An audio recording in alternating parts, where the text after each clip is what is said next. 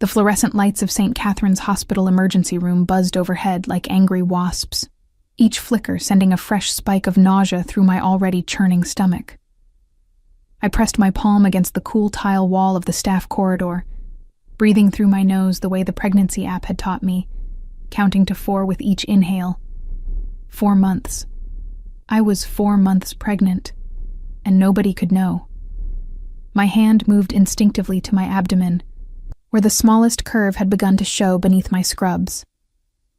I'd started wearing a size larger 2 weeks ago to hide the change, layering my tops and keeping my movements careful to avoid drawing attention. The morning sickness, which was a cruel joke since it lasted all damn day, had finally started to ease in the past couple of weeks. But the bone-deep exhaustion remained my constant companion, making every 12-hour shift feel like running a marathon through quicksand. Riley, trauma too needs cleaning. Jen's voice cut through my moment of weakness.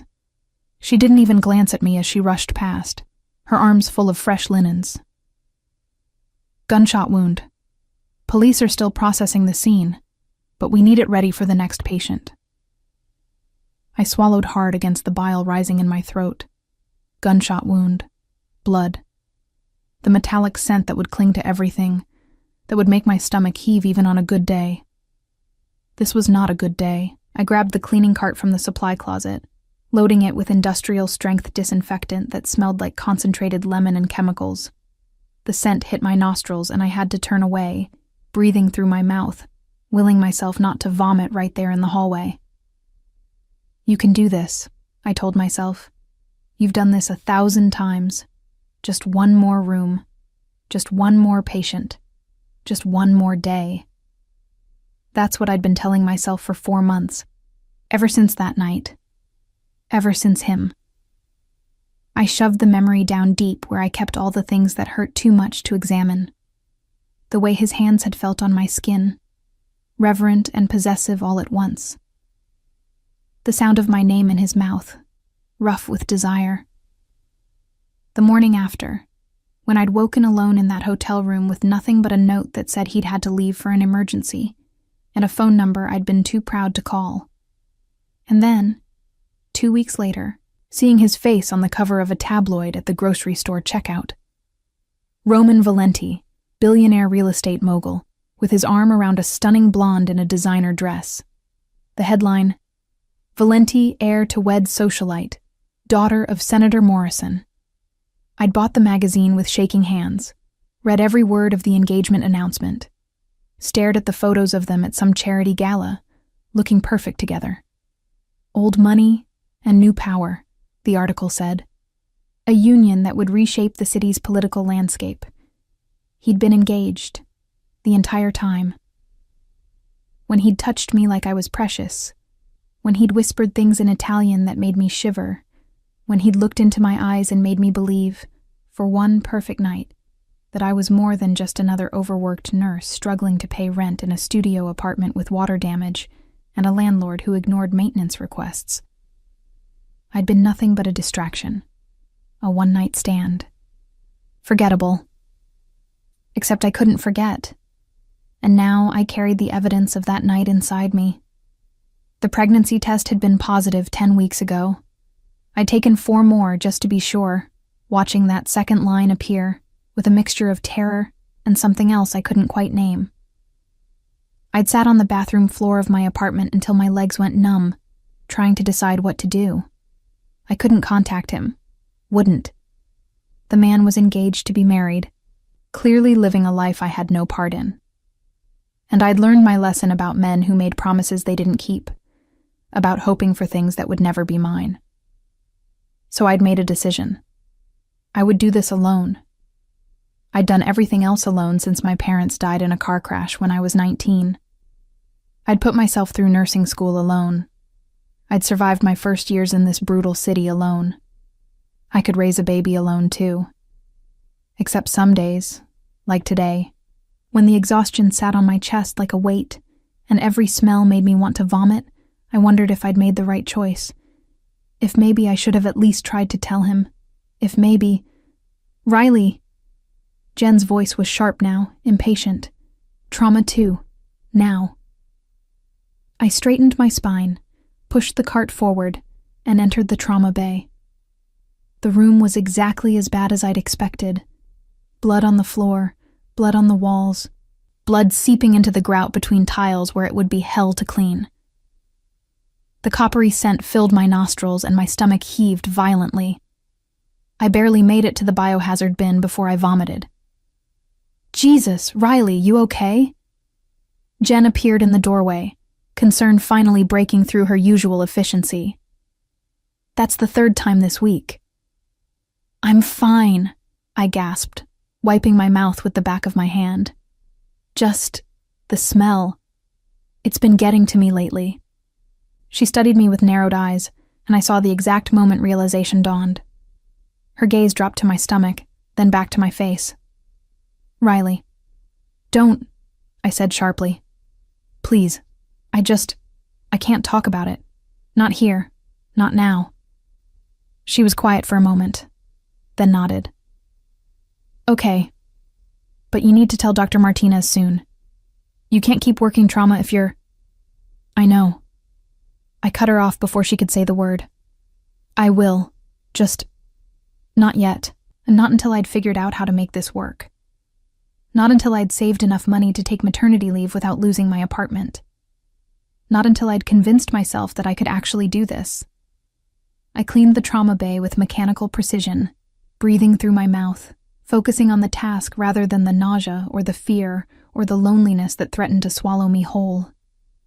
By the time I finished, my shift was nearly over. Just 2 more hours. I could make it 2 more hours. I was restocking the supply cart when I heard the commotion in the main corridor. Voices raised, urgent, and beneath it all, a tone of command that made the hair on the back of my neck stand up. I don't care about your protocols. A man's voice cut through the chaos. Deep, rough, with an accent that wrapped around certain words like a caress. My man needs the best surgeon you have, and he needs him now. That voice. No, it couldn't be. I turned slowly, my heart hammering against my ribs, and looked down the corridor toward the main desk. And there he was. Roman Valenti, in the flesh, looking exactly as devastatingly handsome as I remembered. Tall and broad-shouldered in a charcoal suit that probably cost more than I made in 3 months, his dark hair swept back from a face that could have been carved from marble. Sharp cheekbones, strong jaw, and those eyes, dark and intense, and currently locked on the unfortunate administrative nurse, trying to explain hospital procedures to him.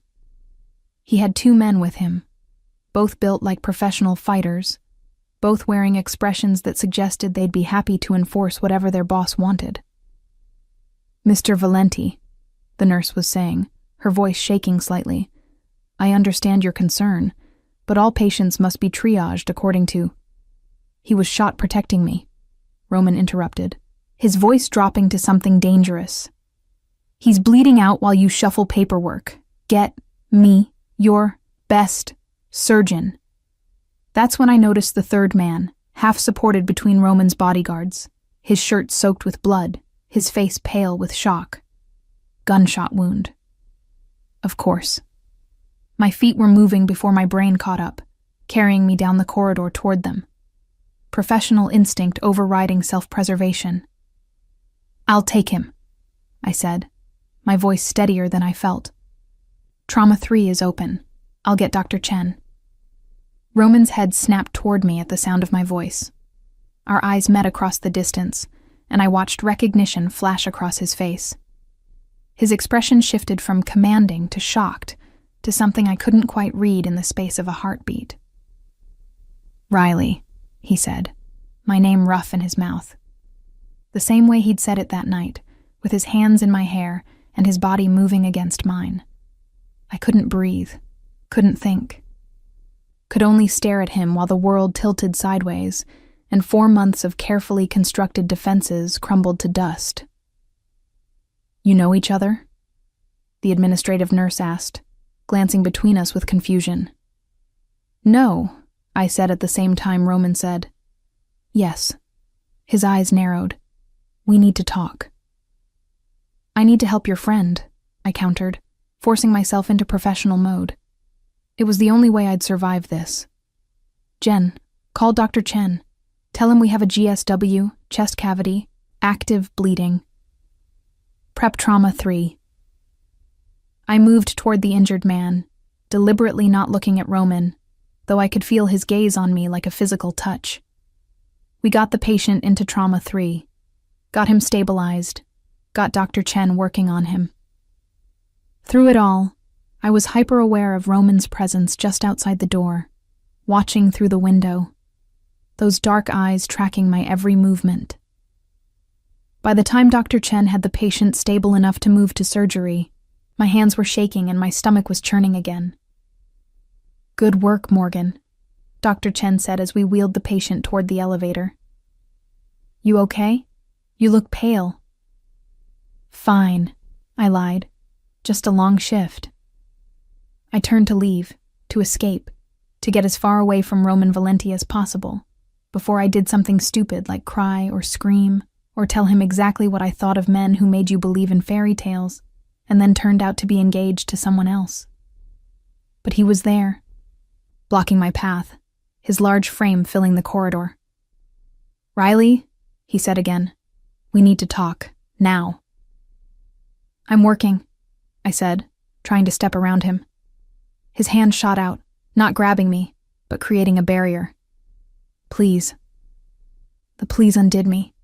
This powerful man, who clearly commanded rooms and scared administrative staff, was saying please. 5 minutes, I said. The family consultation room, down the hall on the left. I led him there, my heart hammering, my mind racing. What could he possibly want to say? Was he going to ask me not to tell anyone about our night together? Was he going to offer me money to keep quiet about? Oh, God. Did he know? I looked down at my scrubs, at the way the fabric hung loose over my barely there bump. He couldn't possibly know. I'd been so careful. The consultation room was small and private, designed for delivering bad news to families. It felt appropriate. Roman closed the door behind us with a soft click. In the enclosed space, I could smell his cologne, something woody and expensive that brought back memories of tangled sheets and whispered words. 4 months, he said, his voice low. You disappeared for 4 months. I didn't disappear, I said, lifting my chin. I went home. You weren't there. You left a note. I had an emergency. I left my number. You left a lot of things out, I shot back. Like the fact that you were engaged. His jaw tightened. That's not what you think. Really? I laughed, the sound bitter. Because I think you're a man who sleeps with random women while his fiancée plans their wedding. I think you're exactly the kind of man I should have known better than to trust. And I think this conversation is over. I moved toward the door, but he stepped in front of it. Riley, please, just listen. No. My voice broke. I don't want to hear it. I don't want your explanations or your excuses or whatever lies you've prepared. I want you to leave me alone. I can't do that. Why not? I demanded, anger finally overtaking fear and heartbreak. What could you possibly want from me? We had one night. One. It's done. It's over. Go back to your fiancé and your perfect life and forget I exist. I've tried, he said roughly. I've tried every day for 4 months to forget you. The way you tasted, the sounds you made, the way you looked at me like I was worth something more than my last name and my bank account. I've tried, Riley, and I can't. His words hit me like a physical blow. I wanted to believe them. God, I wanted to believe them so badly. But I'd learned my lesson about believing in things that were too good to be true. I'm sure your fiancé would love to hear that, I said coldly. The engagement is business, he said, moving closer. Political alliance. My family's interests, and Senator Morrison's influence. It was arranged before I even met you. Then end it. I'm trying. His hand came up, almost touching my face before he caught himself. But these things are complicated. There are agreements, contracts, expectations. Stop. I held up a hand. Just stop. I don't care about your complications or your political alliances or whatever excuse you're about to give. I've spent 4 months getting over you. Don't make this harder than it needs to be. Getting over me, he repeated, his eyes searching mine. Is that what you're doing? Yes. Then why do you look like you're about to cry? Because I am, I thought. Because seeing you again hurts worse than I thought possible. Because I'm carrying your child and I can never tell you. I'm tired, I said instead. It's been a long shift. He studied me for a long moment, and I saw the exact second his gaze dropped to my body, taking in the loose scrubs, the pallor of my skin, the dark circles under my eyes. Are you sick? He asked, concern bleeding through his controlled exterior. No. Riley, your friend is going into surgery, I interrupted, desperate to end this before he saw too much, guessed too much. You should be there. I need to get back to work. I reached for the door handle, but his hand covered mine. The contact sent electricity through me, muscle memory of that night making my body react even as my mind screamed at me to run. This isn't over, he said quietly. I will find a way to fix this, to fix us. There is no us, I whispered. There never was. I pulled my hand free and walked out, leaving him standing in that small room with his broken promises and his complicated life. I made it to the staff bathroom before the tears came, made it into a stall before my legs gave out, made it through the rest of my shift on autopilot, avoiding the corridors where I might run into him again. But I knew, with a certainty that settled deep in my bones, that Roman Valenti had just walked back into my life. And this time, he wasn't going to let me go. I thought avoiding Roman Valenti would be simple. The hospital was huge. His world and mine barely overlapped. And if I kept my head down and stuck to my schedule, our paths wouldn't cross again. I was wrong. The first sign came the next morning. I arrived for my shift to find a massive bouquet of white roses waiting at the nurse's station, my name on the card in elegant script. Someone has an admirer, Jen said, waggling her eyebrows. Secret boyfriend? No. I plucked the card from the flowers without opening it and threw it in the trash. Just someone who doesn't understand the word no.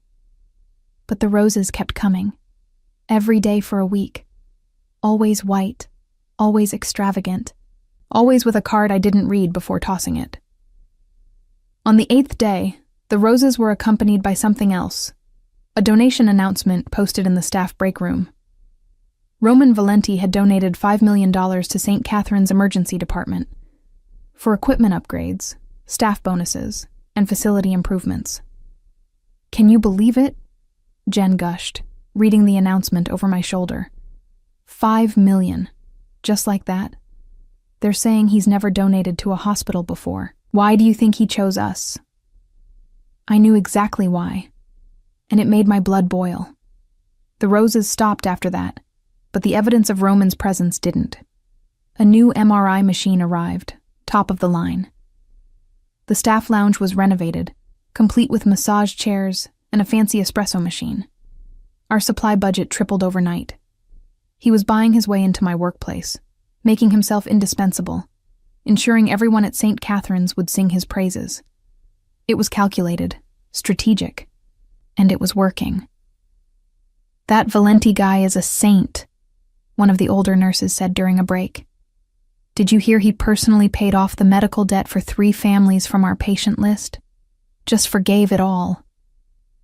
I said nothing, just sipped my tea and tried to ignore the churning in my stomach that had nothing to do with pregnancy. 2 weeks after our encounter, I was leaving the hospital after a night shift when I noticed the car.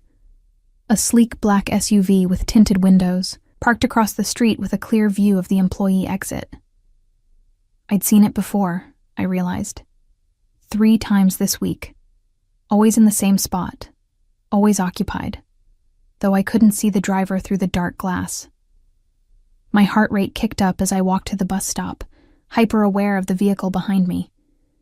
When the bus arrived and I climbed aboard, the SUV pulled into traffic, following at a discreet distance. He was having me followed. I got off 2 stops early and ducked into a corner store, watching through the window as the SUV glided past, then circled back.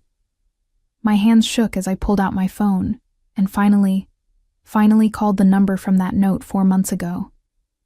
He answered on the first ring. "Riley." "Call off your dogs," I said without preamble. "Stop having me followed. I need to know you're safe." His voice was maddeningly calm.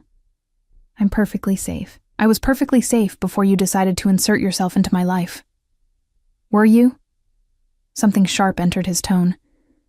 "Because from what I've learned, you walk home alone at 2 a.m. through neighborhoods where 3 muggings happened last month. You live in a building with a broken security door, and a landlord who ignores your complaints about the man in 3C, who follows you with his eyes every time you pass." Ice slid down my spine. "How do you know about—" "I know everything about you, Riley." His voice dropped lower, intimate and possessive. "I know you take the bus because your car broke down 6 weeks ago, and you can't afford to fix it. I know you've been picking up extra shifts to save money. I know you eat the same lunch every day, turkey sandwich and an apple, because it's cheapest. I know you're struggling, and I know why." My breath caught. "What do you mean you know why?"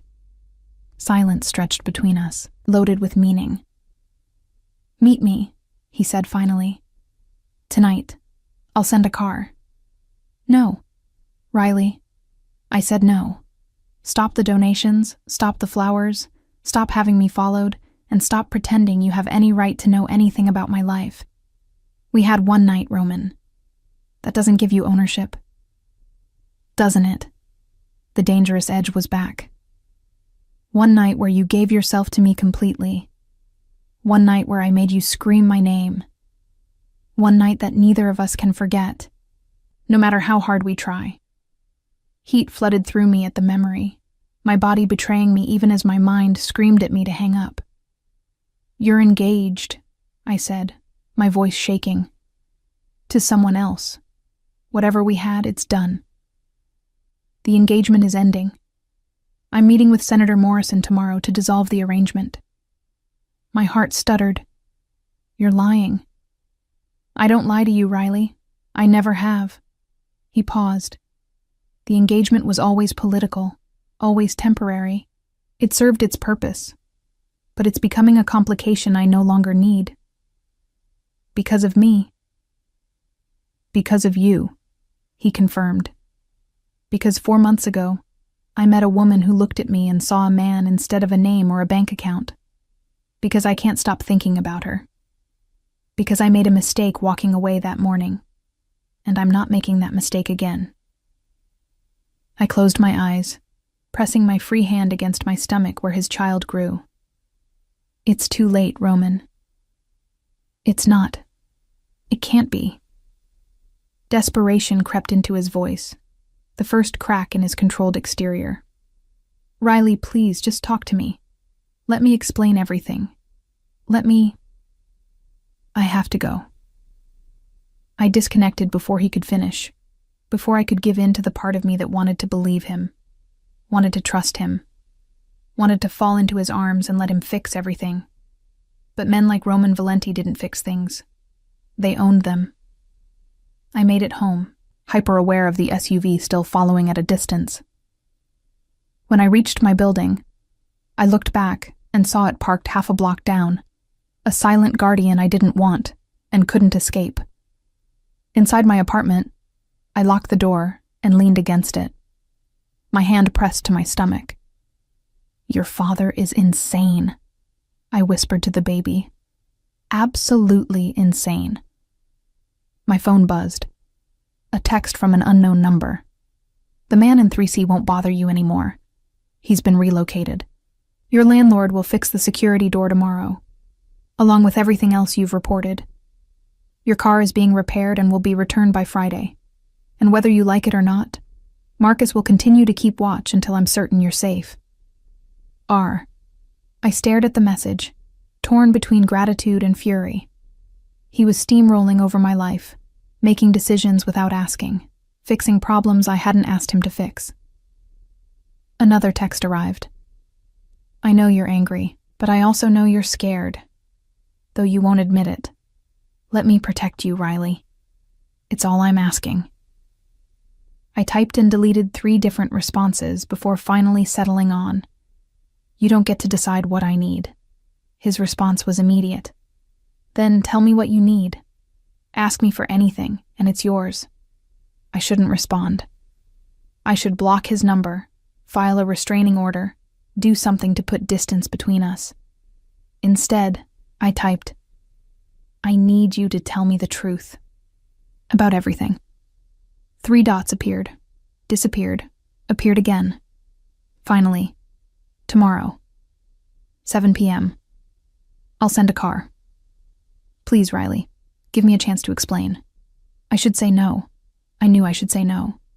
But I was tired of being alone, tired of being scared, tired of wondering if maybe, just maybe, there was more to Roman Valenti than tabloid headlines and political maneuvering. One chance, I typed. That's all you get. That's all I need. I set my phone down and moved to the window, pulling back the curtain just enough to see the SUV still parked below. Marcus, Roman had called him, my unwanted bodyguard. As I watched, the window rolled down briefly, and I caught a glimpse of the man inside, broad-shouldered, professional, clearly ex-military. He lifted a hand in a small wave, acknowledging that he knew I was watching. Despite everything, I felt safer knowing he was there. I hated that I felt that way. Hated that Roman's protection was already wrapping around me like a warm blanket. Hated that part of me wanted to give in, to let him take care of everything, to stop fighting so hard just to survive. But survival was all I'd known since my parents died. I'd built my life on independence, on not needing anyone, on being strong enough to stand alone. Now Roman was offering to stand with me, or maybe in front of me, shielding me from everything, including my own choices. My phone buzzed again. Not a text this time, but a news alert. Breaking. Valenti Morrison engagement in jeopardy. Sources close to billionaire Roman Valenti suggest the high-profile engagement to Senator Morrison's daughter may be ending. Representatives declined to comment. He hadn't been lying. He was really doing it, ending his engagement. For me. The realization sent my head spinning. What did that mean? What did he expect from me? What did I want from him? I didn't know, but tomorrow I'd find out. I changed into my nightgown and climbed into bed, one hand resting on my barely there bump. Tomorrow I'd hear his truth, and then I'd have to decide what to do with my own. Whatever happens, I whispered to the baby, I'll protect you, even from him if I have to. But as I drifted towards sleep, I couldn't shake the feeling that Roman Valenti wasn't the kind of man you protected yourself from. He was the kind of man who destroyed anyone who tried to take what was his, and somehow, without meaning to, I'd become his. The question was, could I survive being owned by a man like him, or would I lose myself completely in the process? The car Roman sent wasn't the SUV I'd seen following me. It was a sleek black Mercedes with leather seats that probably cost more than my yearly salary, driven by an older man who introduced himself as Vincent and treated me with a deference that made me uncomfortable. Mr. Valenti asked me to assure you that you're in complete control this evening, Vincent said, as we pulled away from my building. If at any point you wish to leave, I'll take you home immediately. No questions asked. The thoughtfulness of it, giving me an escape route, making sure I felt safe, made my chest tight. This was the Roman from that night 4 months ago. The one who'd asked permission before every touch, who'd made sure I was comfortable, who'd held me afterward like I was something precious. I'd almost forgotten that version of him existed beneath the commanding billionaire who'd steamrolled into my life. We drove through the city as dusk settled over the skyline, eventually pulling up to a building I recognized from the tabloids. Valenti Tower, the crown jewel of Roman's real estate empire, 50 stories of steel and glass that dominated the waterfront. "Top floor," Vincent said, guiding me to a private elevator that required a key card. "Mr. Valenti is waiting." The elevator was all mirrors and soft lighting, and I caught sight of myself as we ascended. I'd changed 3 times before settling on simple jeans and a flowing blouse that hid my small bump. I'd left my hair down because I remembered the way Roman had tangled his fingers in it that night, the way he'd whispered that it felt like silk. I hated that I remembered, hated that I'd chosen my outfit with him in mind. The elevator opened directly into a penthouse that stole my breath. Floor-to-ceiling windows offered a panoramic view of the city, the last rays of sunlight painting everything gold. The space was masculine but not cold. Dark wood, leather furniture, artwork that looked original and expensive. And there, standing by the windows with his back to me, was Roman. He'd changed from the suit I'd seen him in at the hospital. Now he wore dark slacks and a white dress shirt with the sleeves rolled to his elbows, revealing forearms corded with muscle. His dark hair was slightly mussed, as though he'd been running his hands through it. "Thank you, Vincent," he said without turning. "That will be all." The elevator doors closed behind me, and we were alone. Roman turned slowly, and the impact of his full attention hit me like a physical force. Those dark eyes swept over me, lingering on my face, my body, drinking in every detail. "You came," he said, and I heard genuine relief in his voice. "I wasn't sure you would. You said you'd tell me the truth." I stayed near the elevator, maintaining distance. "I'm here to listen, that's all." "That's enough." He moved toward a bar cart. "Can I offer you something to drink? Water, juice, tea?" The fact that he didn't offer alcohol, that he seemed to know somehow that I wasn't drinking, sent a chill through me. "Water is fine." He poured 2 glasses, brought one to me, careful not to invade my space. Up close, I could see the fine lines of tension around his eyes, the shadow of exhaustion beneath his controlled exterior. "You look tired," I said before I could stop myself. A faint smile touched his lips. "I haven't slept well in 4 months. Not since I woke up in that hotel room and you were gone." The reminder of that morning sent heat through me. I'd woken wrapped around him, our legs tangled, his arm heavy and warm across my waist. For a few perfect moments before consciousness fully returned, I'd felt safe, cherished, like I belonged. Then I'd seen the note, read his apology for leaving early, his promise to call, found his number written in bold, confident script. I'd left before he could return, shame already burning through me. What kind of woman slept with a stranger? What kind of desperate, lonely person gave herself so completely to someone she'd known for mere hours? "Why did you leave without calling?" Roman asked, as though reading my thoughts. "I came back an hour later. You were gone. No note, no message. Just your scent on my sheets and the memory of how you said my name." I was embarrassed, I admitted. "It wasn't.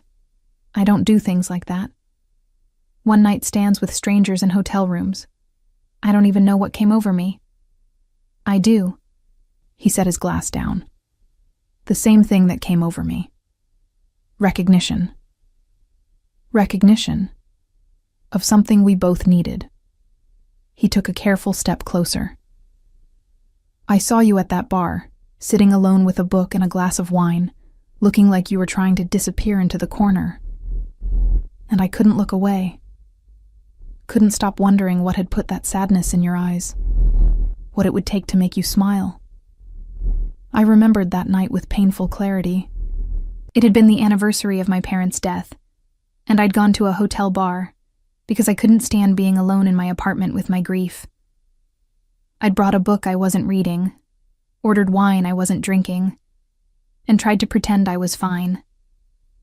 Then, Roman had appeared, asked if the seat next to me was taken, started talking about the book I was holding, a collection of poetry I'd bought that afternoon on impulse.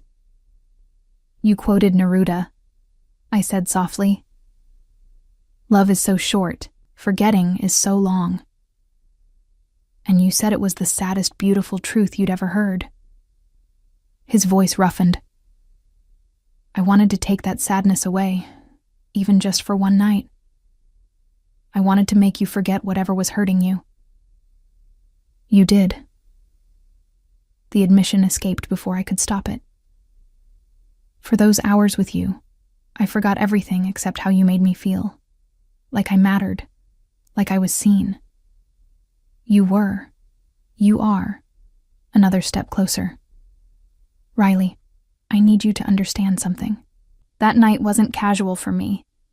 It wasn't some forgettable encounter.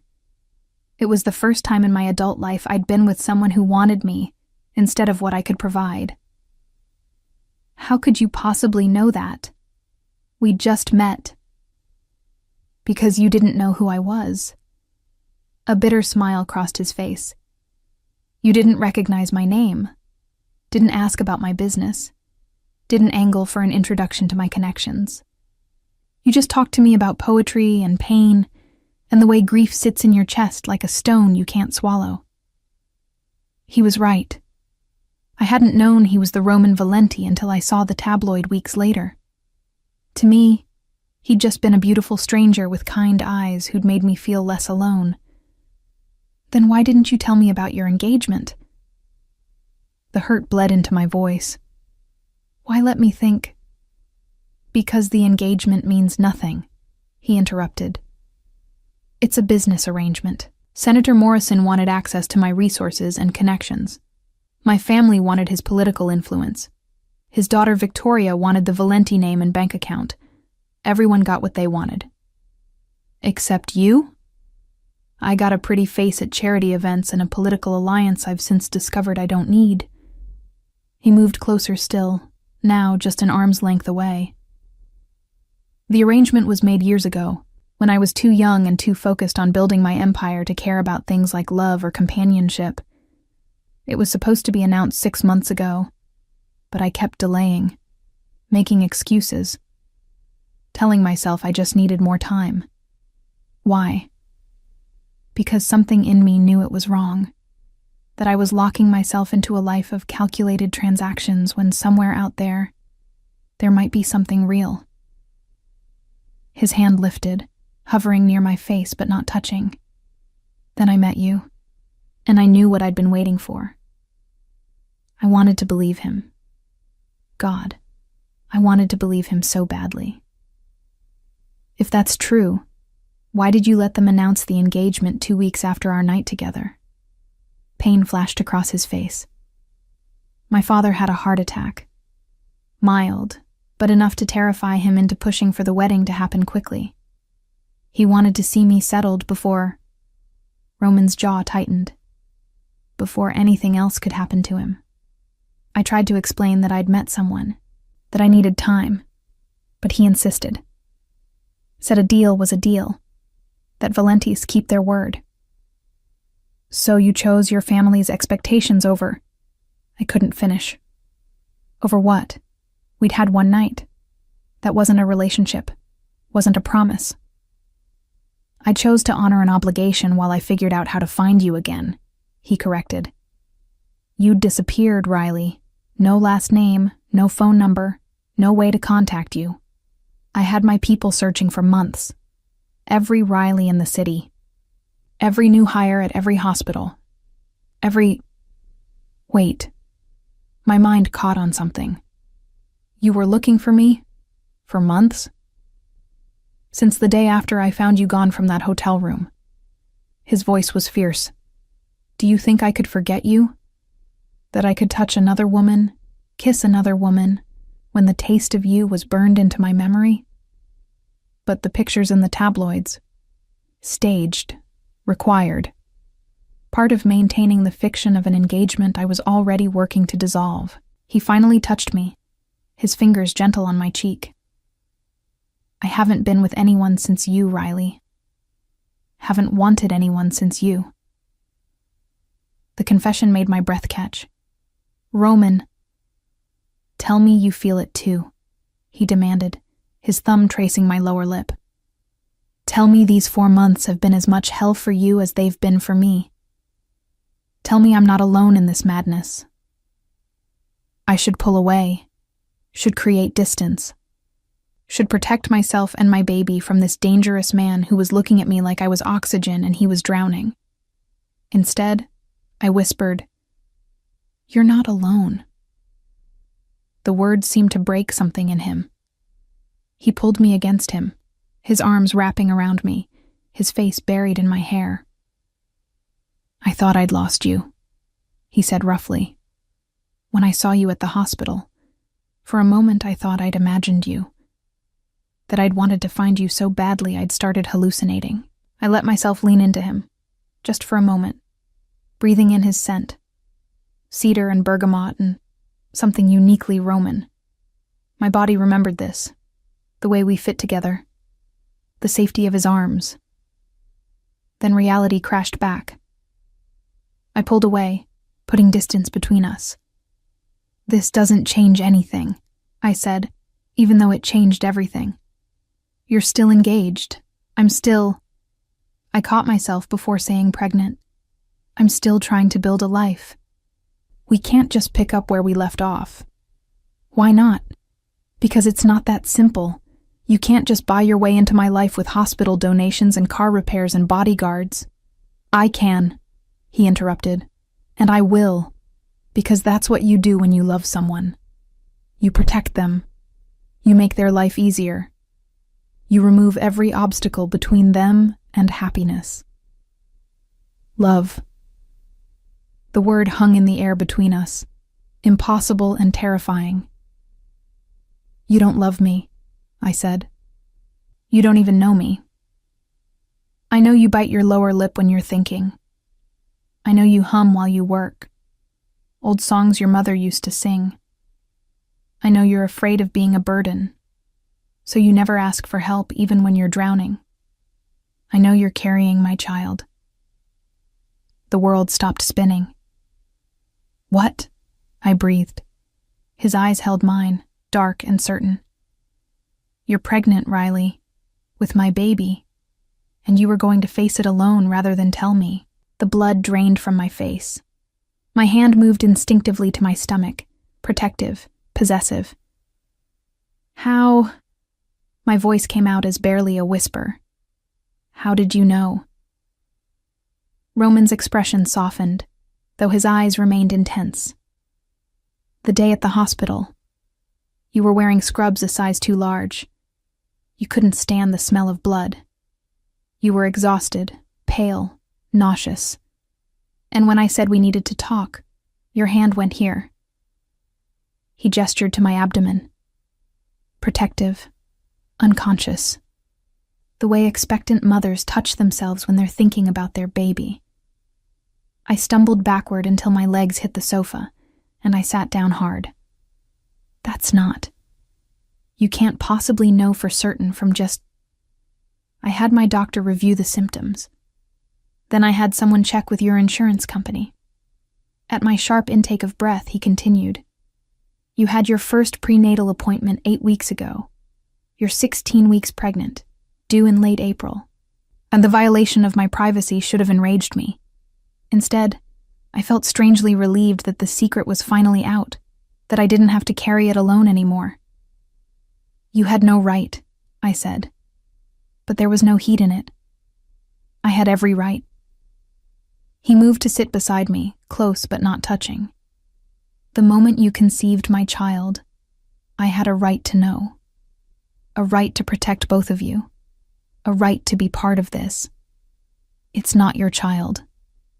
The lie tasted bitter on my tongue. "I was seeing someone else. The timing. Don't." His voice went hard. "Don't lie to me, Riley. Not about this. I know the baby is mine. And you know it too. I closed my eyes, defeated. How long have you known? I suspected at the hospital, confirmed it 3 days later. His hand found mine, his fingers threading through mine with careful tenderness. I've known for almost 2 weeks that I'm going to be a father, that you were facing this alone. Do you have any idea how that felt? Knowing you were carrying my child and planning to shut me out completely? You were engaged! I pulled my hand free, anger finally breaking through. What was I supposed to do? Call you up and say, hey, remember that one-night stand? Surprise, you're going to be a daddy? How do you think that conversation would have gone? I would have ended the engagement immediately. I would have brought you here, taken care of you, made sure you had everything you needed. His jaw tightened. Instead, you've been working 12-hour shifts on your feet, living in an apartment with mold in the bathroom and a broken heater, eating vending machine food because you're too tired to cook. How do you know about the mold? But even as I asked, I knew. You've been in my apartment. Marcus did a full inspection. The conditions aren't suitable for a pregnant woman. He stood, pacing to the windows. You're moving out. Today. I've already had a penthouse prepared for you. It's 3 blocks from the hospital, fully furnished, with a nursery that... No. I stood too, my hands clenched into fists. I'm not moving into some penthouse you've prepared. I'm not some doll you can just install in a fancy apartment and control. He turned to face me, his expression dangerous. You're carrying my child, Riley, my heir. Do you understand what that means? In my world, in my family, an heir is everything. The continuation of the bloodline, the future of the empire. I will not have my son or daughter raised in poverty. I'm not impoverished. I have a job, an apartment. You have a job that exhausts you to the point of collapse, and an apartment that should be condemned. He moved toward me, his presence overwhelming. Be reasonable. I have resources. Let me use them to take care of you and our child. In exchange for what? I challenged. My freedom? My choices? My body? Something flickered in his eyes. I would never force you into anything, Riley. But I am asking.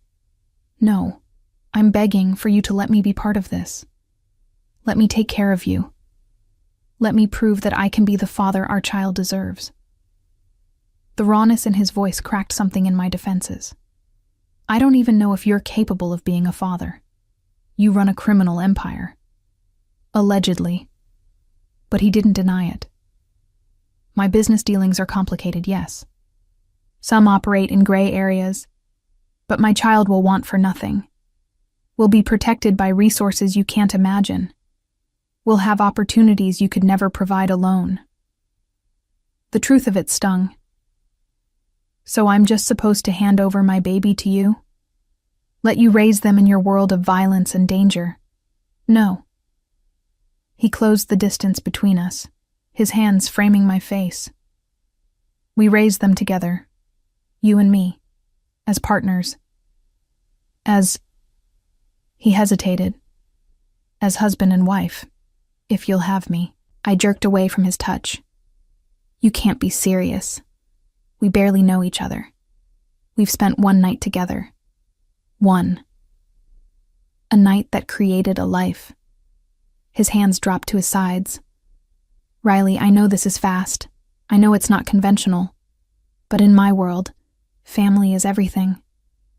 And you're carrying my family. That makes you family too. Your fiancé might have something to say about that. As of this morning, there is no engagement. He pulled out his phone, showed me a statement from Senator Morrison's office.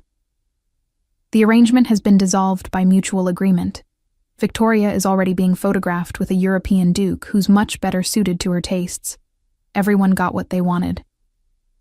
I stared at the screen, my mind reeling. You actually did it. Ended your engagement. I told you I would. He put the phone away. I don't lie to you, Riley. I never will. Even when the truth is ugly, even when it scares you, I will always be honest. Then be honest now. I met his eyes. What do you really want from me? He was quiet for a long moment, his gaze searching mine. Then he spoke, his voice low and intense. I want you to move into the penthouse I've prepared. I want you to quit the hospital, at least until after the baby is born. I want you to let me take care of every need, every want, every fear. I want to be there for every doctor's appointment, every ultrasound, every moment of this pregnancy. He moved closer, his hand settling gently on my stomach. I want to feel our baby kick for the first time. I want to hold your hair when you're sick and rub your feet when they ache. I want to build a nursery with you and argue about names and prepare for our child together. His thumb traced a gentle circle over the small bump. And when the baby is born, I want us to be a family. A real family. Not because of obligation or arrangement, but because we choose it. Because we want it. Because what we created that night was more than just a child. It was a future. Tears spilled down my cheeks. I'm scared. I know. He pulled me against him, his arms wrapping around me and our baby. But you don't have to be scared alone anymore. Let me carry some of that fear. Let me be strong enough for both of us. What if I can't give you what you want? What if I can't be the kind of woman who fits into your world? You already fit. His lips found my forehead. You fit perfectly. You're the only real thing in my life, Riley. Everything else is business and strategy and calculated moves.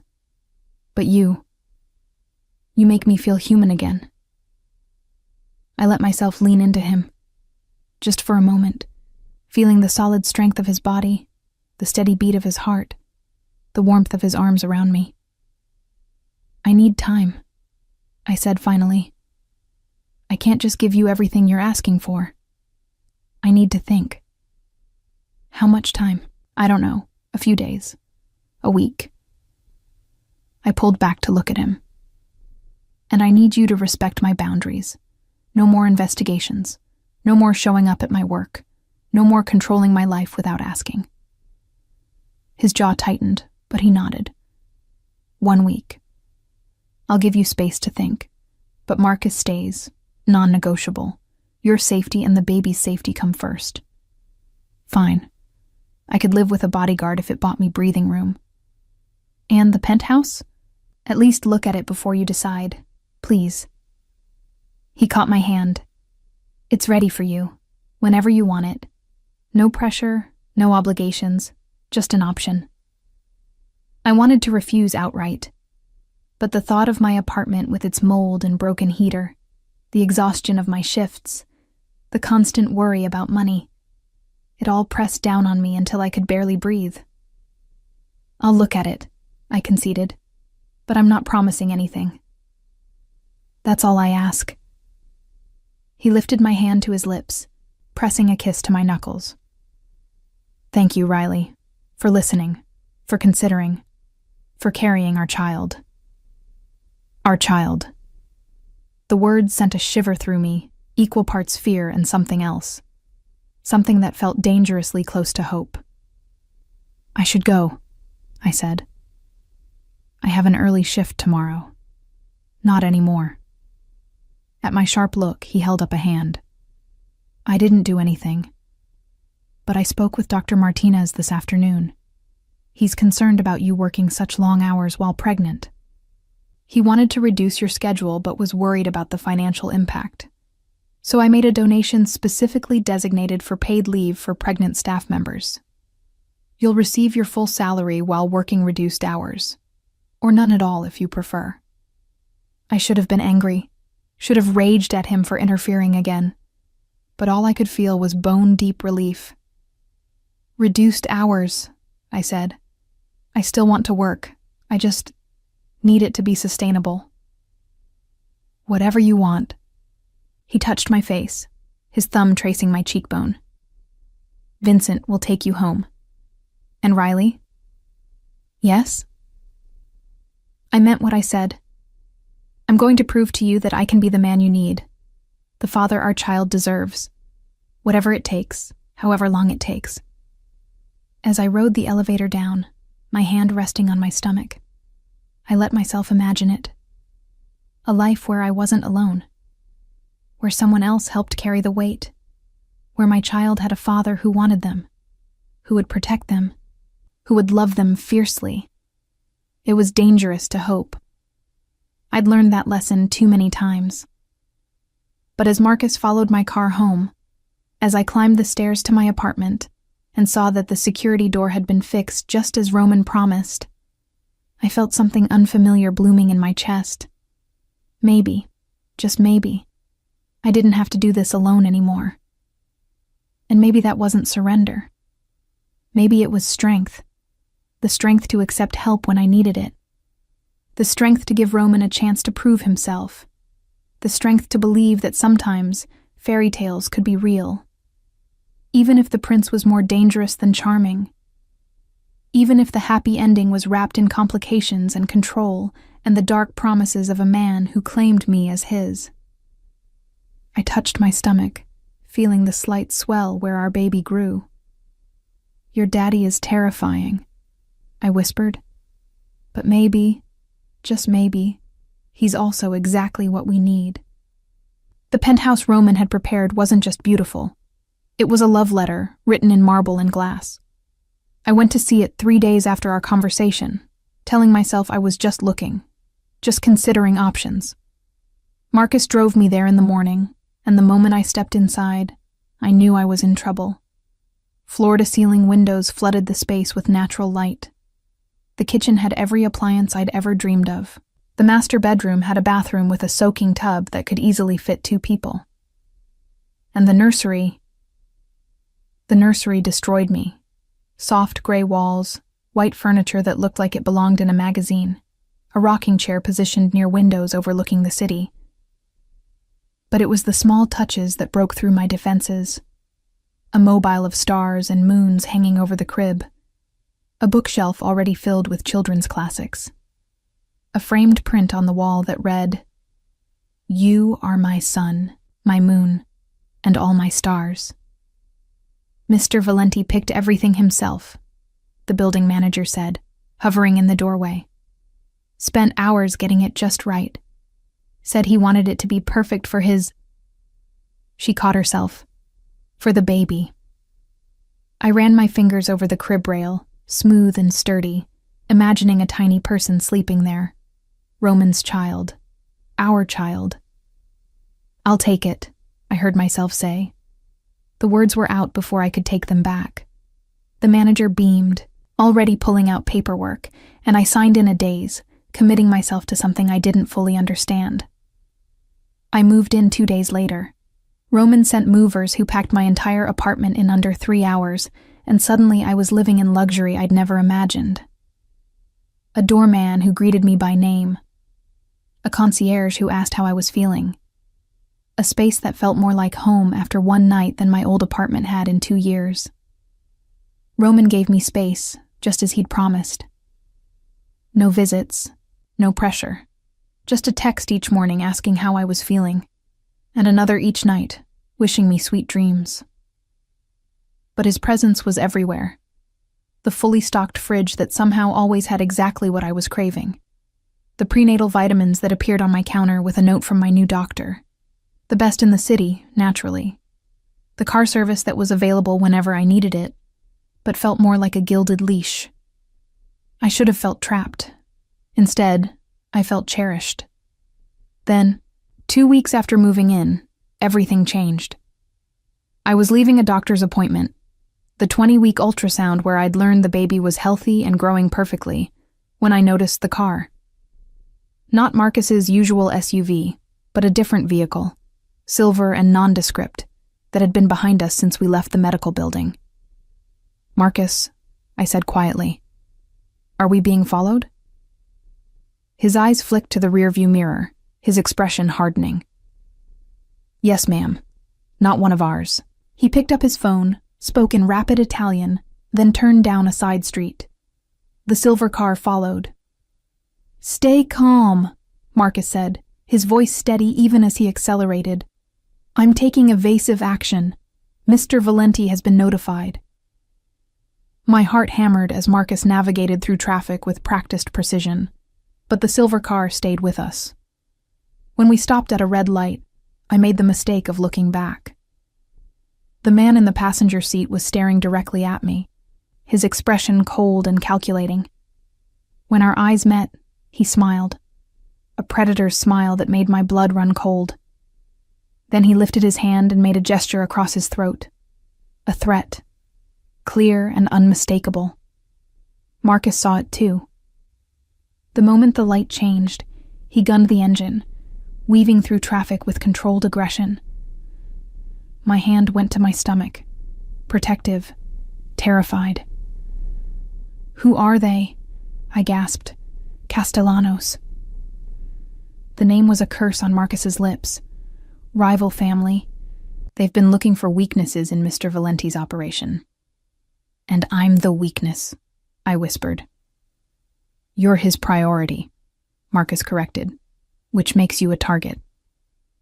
We lost them by running 2 red lights and ducking into an underground parking garage, but my hands were still shaking when we pulled up to my building. Roman was already there, pacing in the lobby like a caged panther. He took one look at my face and pulled me into his arms, his whole body tense with barely controlled fury. "Did they touch you?"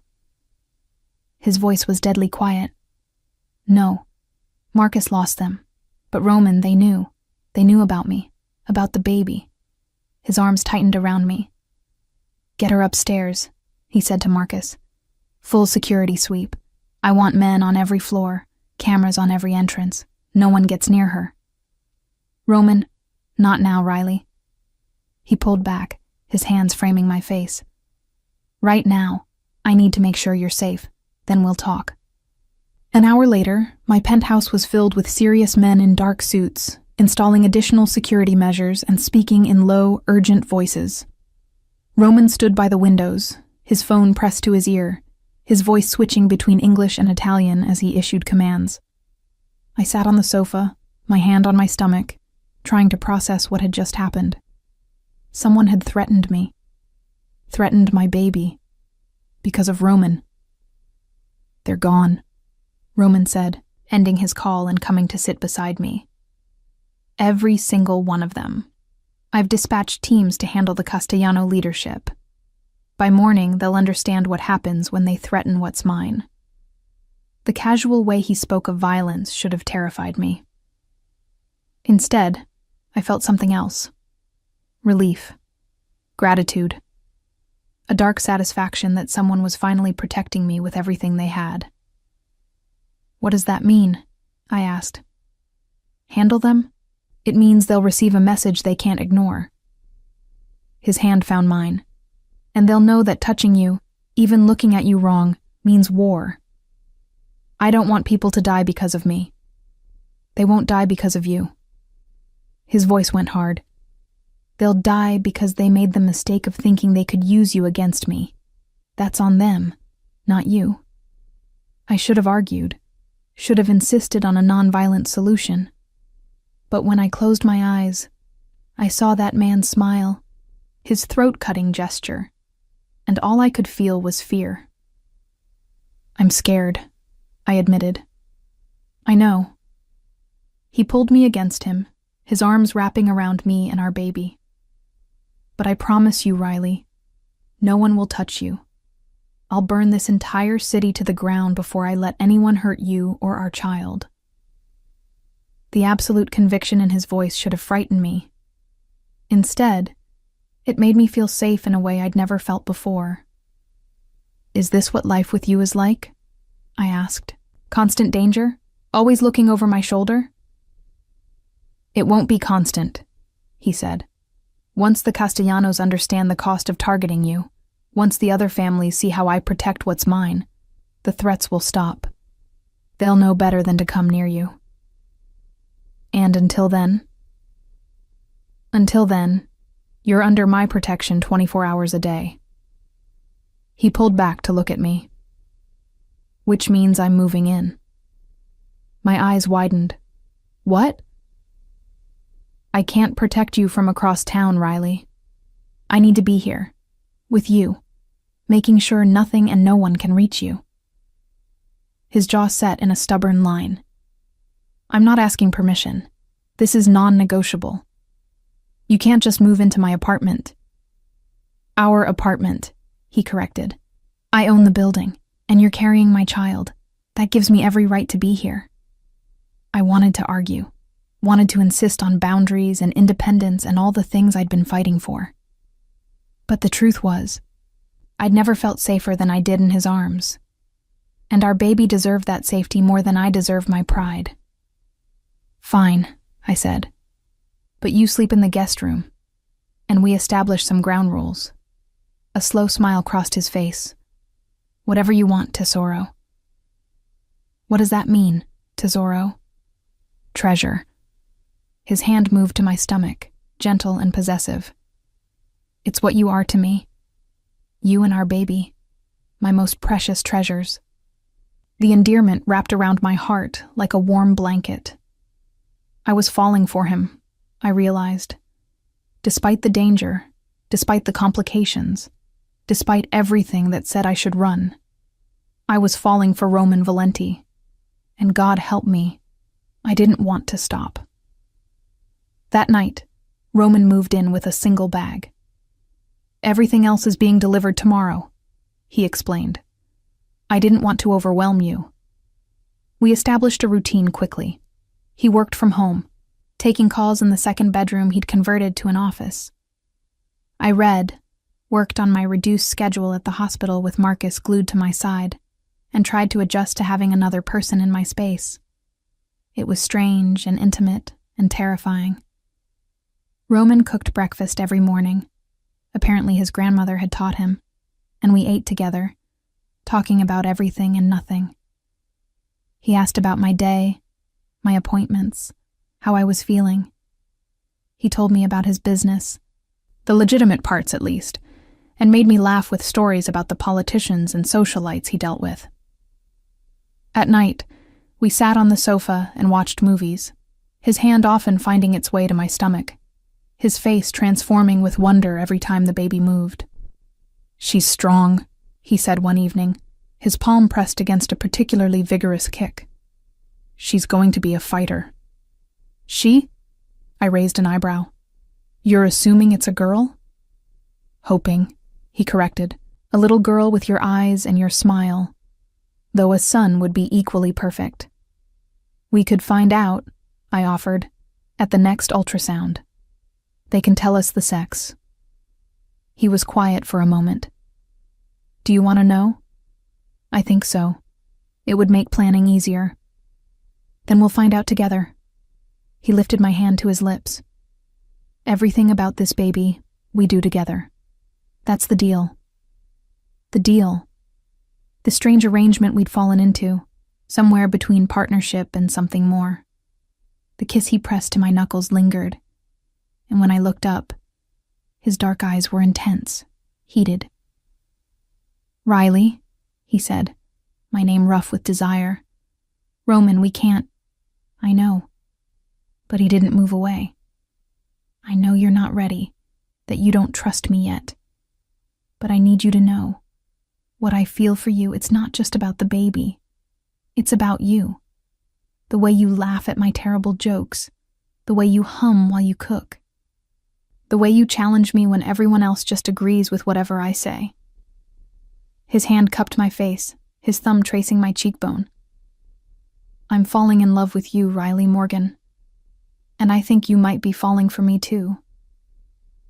I should have denied it, should have pushed him away, should have protected my heart.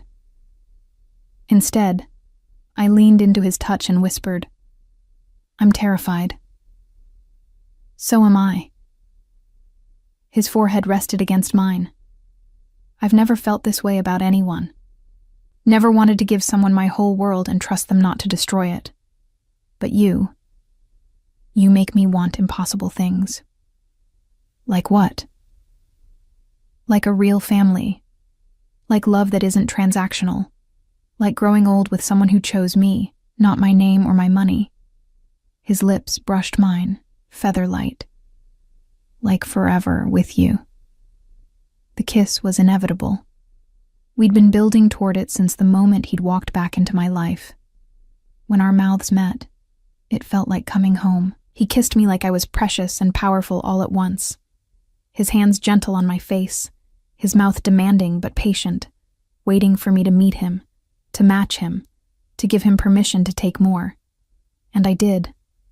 God help me, I did. I opened for him, my hands fisting in his shirt, pulling him closer. The kiss deepened, his tongue sliding against mine, tasting, claiming, promising things that made me shiver with want. When we finally broke apart, both breathing hard, his eyes were nearly black with desire. "Bedroom," he growled. "Now, unless you tell me to stop." I should have told him to stop, should have remembered all my rules and boundaries and careful self-preservation. Instead, I took his hand and led him to my room, ready to surrender to the inevitable. Ready to let Roman Valenti claim me completely. Ready to admit that I was his, just as much as he was mine. And tomorrow, we'd face the consequences. Tonight, we'd just feel. The morning after we made love, I woke wrapped in Roman's arms. His hand possessively splayed across my stomach where our baby grew. Sunlight streamed through the windows, painting everything gold, and for a moment, one perfect, crystalline moment, I felt complete. Then my phone rang.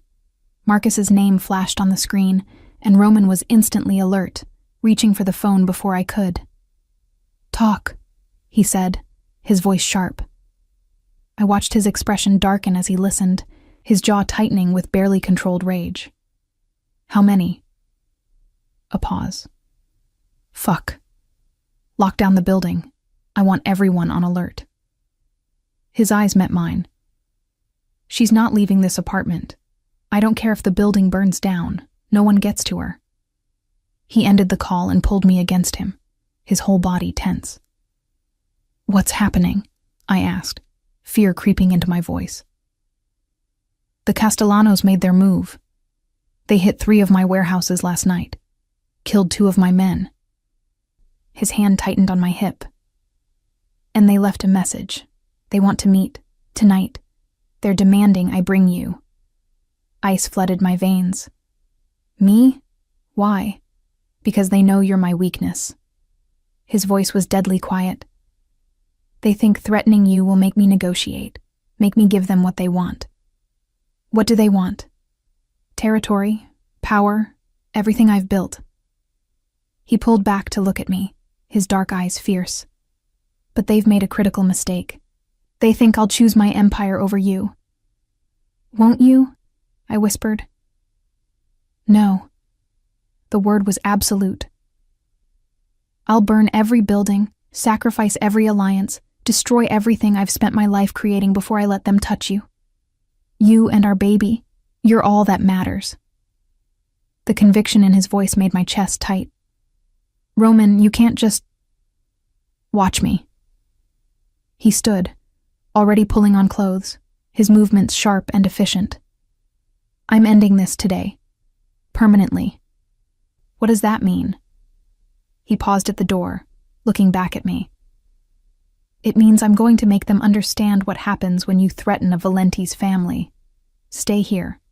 Marcus and 6 other men are outside. Don't open the door for anyone except me. Roman, I love you, Riley." The words stopped my breath. I should have said it last night, should have said it 1,000 times. But I'm saying it now. I love you. And I'm going to protect you. No matter what it costs. Then he was gone, and I was alone with my fear and the baby moving restlessly inside me. The hours crawled past. I tried to read, to watch TV, to do anything but imagine what Roman was doing. Marcus checked on me every 30 minutes, his face grim but reassuring. "He's the smartest man I know," Marcus said during one check-in. "And the most dangerous when someone he loves is threatened. The Castellanos don't stand a chance." I don't want him to die protecting me, I whispered. He won't die, ma'am, but they might. Marcus's expression was hard. Mr. Valenti doesn't make empty threats. If he says he'll burn the city down for you, he means it literally. Night fell. Still no word from Roman. I paced the apartment, my hand on my stomach, talking to the baby to keep myself calm. Your father is either the bravest man alive or the most reckless, I murmured. I haven't decided which. Then my phone rang. Roman's name. I answered instantly. Riley, his voice was rough, strained. I need you to listen very carefully. The Castellanos have changed the terms. They want the meeting to happen at the warehouse district, and they want you there. Absolutely not, I said immediately. I know, but they've made it clear. If you don't come, they'll start killing my men one by one until you do. He paused. I won't force you, but I need you to know.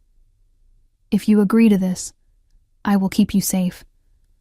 I swear on my life, nothing will happen to you or our baby. I closed my eyes, my free hand on my stomach. What do you need me to do?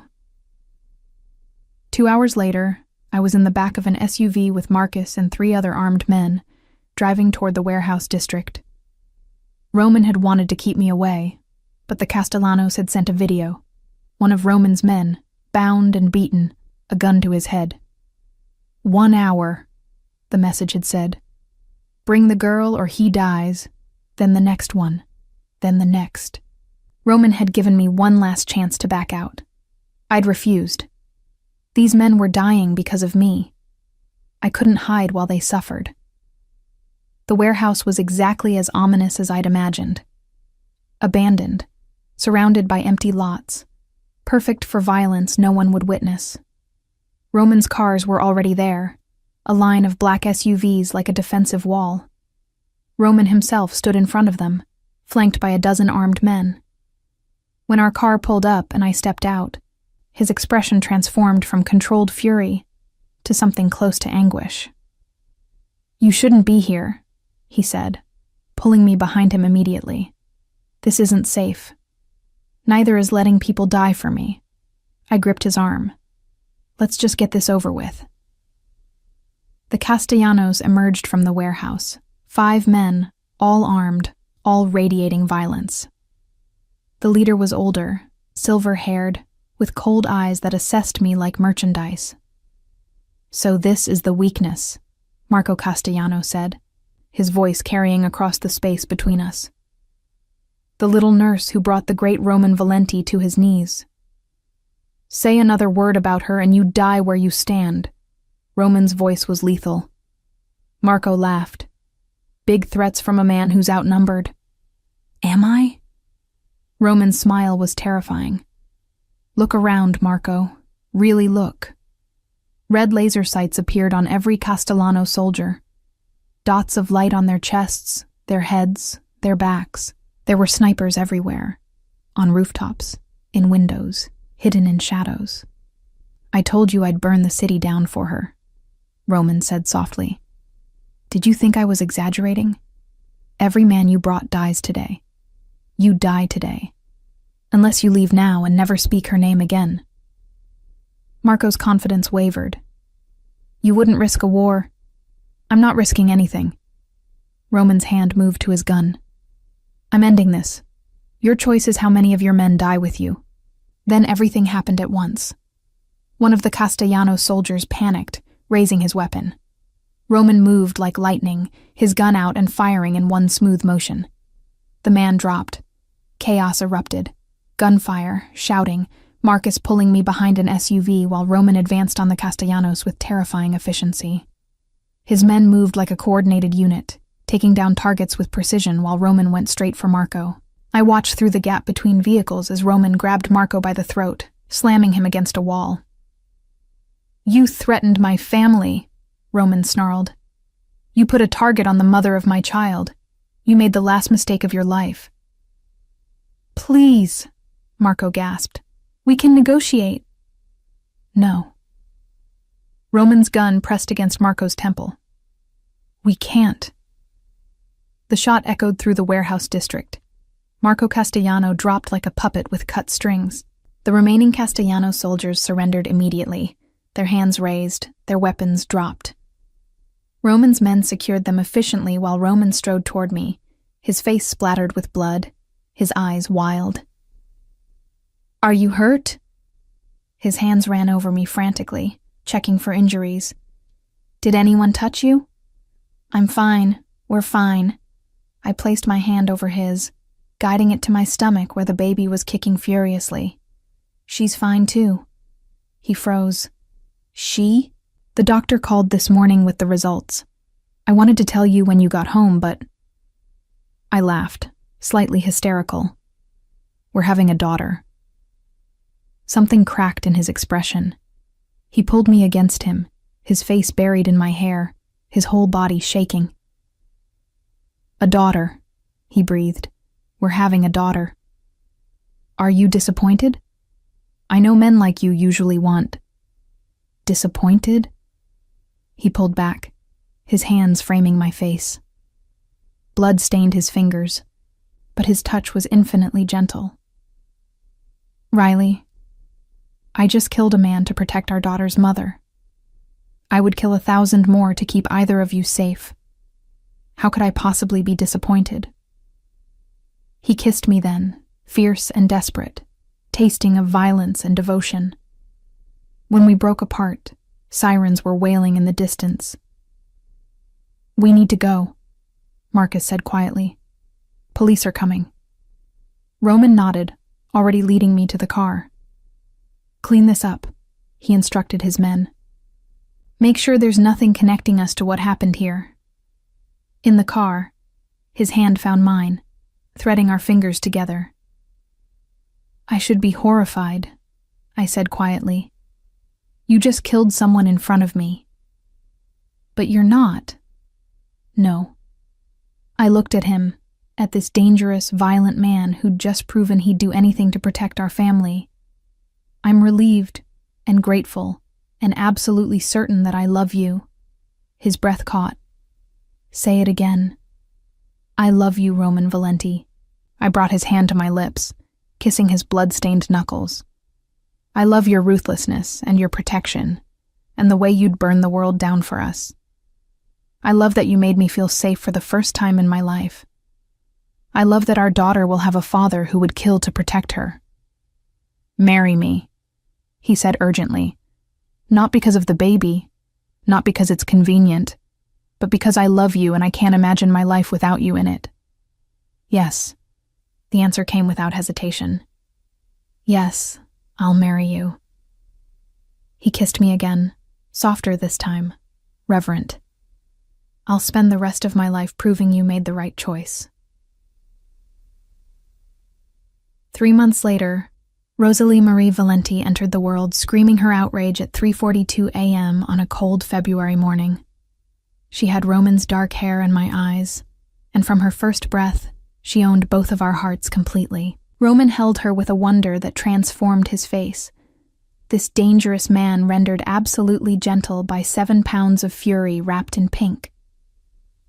She's perfect, he whispered, tears streaming down his face. You're both perfect.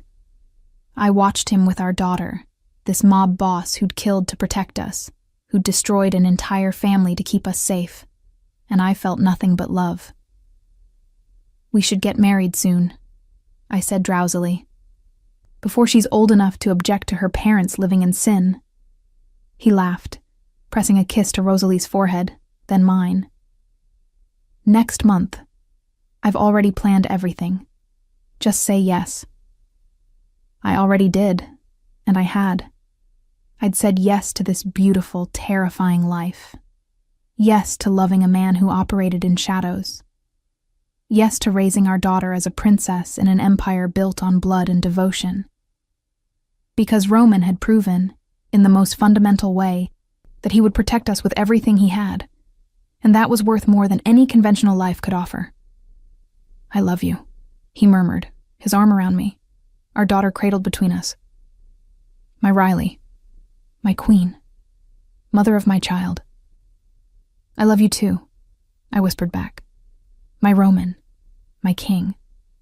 My always. Rosalie made a small noise, her tiny fist curling around Roman's finger with surprising strength. We were a family. Unconventional, complicated, built on violence and impossible circumstances. But we were ours, and that was everything.